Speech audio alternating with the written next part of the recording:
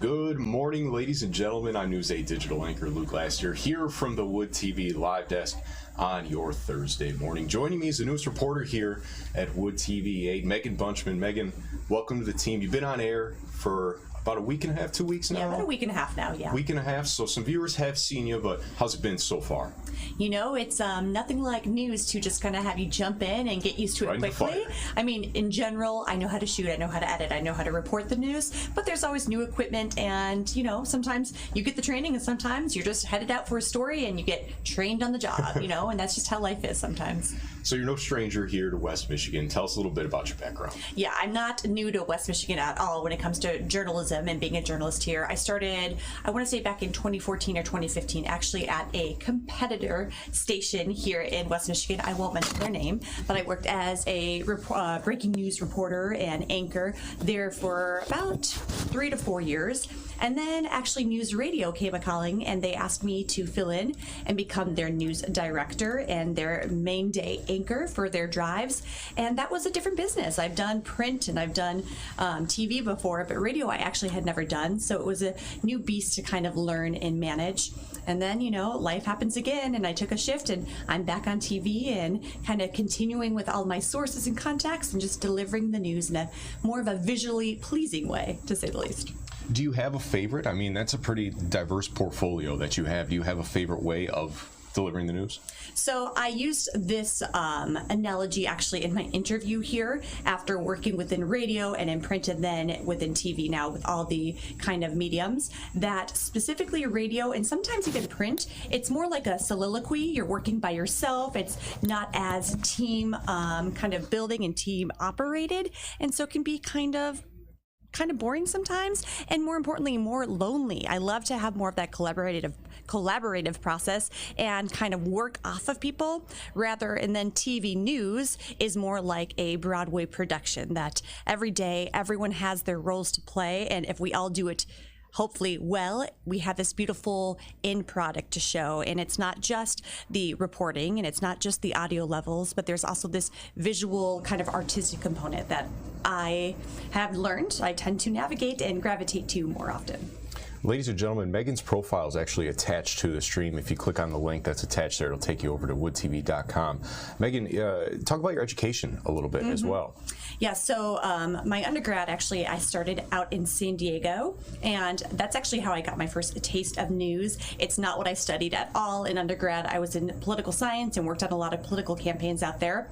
But, you know, just like so many millennials, when we graduated, the job market wasn't great, so I was taking internships and kind of dabbling to see who would hire me and also what I liked, and I fell into the sports department in San Diego at KUSI San Diego. Lucky enough, one day of internship turned into a producing job the very next day, and I started getting my feet wet within sports. And at that time I was covering the Chargers, who were still at Qualcomm. They're no longer in San Diego, and Petco Park with the Padres, and I really learned that I love news. And so I was smart enough to know that you either go to a very small market and get your on-air reps in so you can stumble and fumble and kind of work out this whole live shot issue in a smaller market, or I could go to grad school. Grad school is what I chose. So I went and got my master's from Medill, which is at the University, at Northwestern University, the Medill School of Journalism.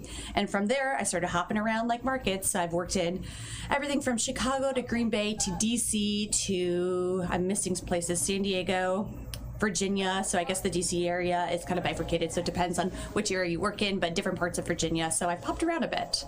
Tell us about your shift as well. Like, again, you said you've been on air now, but not everybody might be up at the hour that you're working. What is your shift that you're working right now? Yes, you're giving me a lot of grace this morning because I did work the very early shift today, and that's been a culture shock for me, or maybe just a time shock as I get back into this routine. So I'm stumbling into the newsroom around 3:20 in the morning. We start at 3:30, and then with the morning news, it's a different beast than that of dayside or even nightside. That as soon as you get in, you hit the ground running. You keep going, and your stories start right at 4:30, so you might have an hour to maybe put your face on if you're lucky, and to write your stories and to do your research.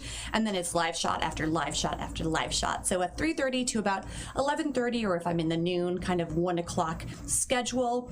It's not the easiest for sleeping patterns, but I also am married and I have some stepkids. So it's easier when it comes to logistical and custodial issues, if you will. So I can go home and help make dinner or pick up the kids from whatever practice they're at. So. What is something you're looking forward to the most being back here in West Michigan in terms of news coverage? I'm looking forward to, again, I think more that team aspect. That's something that I missed, and I like to win. I like to win the news every day. I am competitive at doing my best every day. I never want to kind of wrinkle any feathers, but I like to be prepared. I love breaking news. Who doesn't, right? There's that adrenaline piece that we all kind of get when we're in it, but there's nothing better than feeling like you owned that story for the day, and it's nice to be at a legacy station that has and shares the same type of mission statement.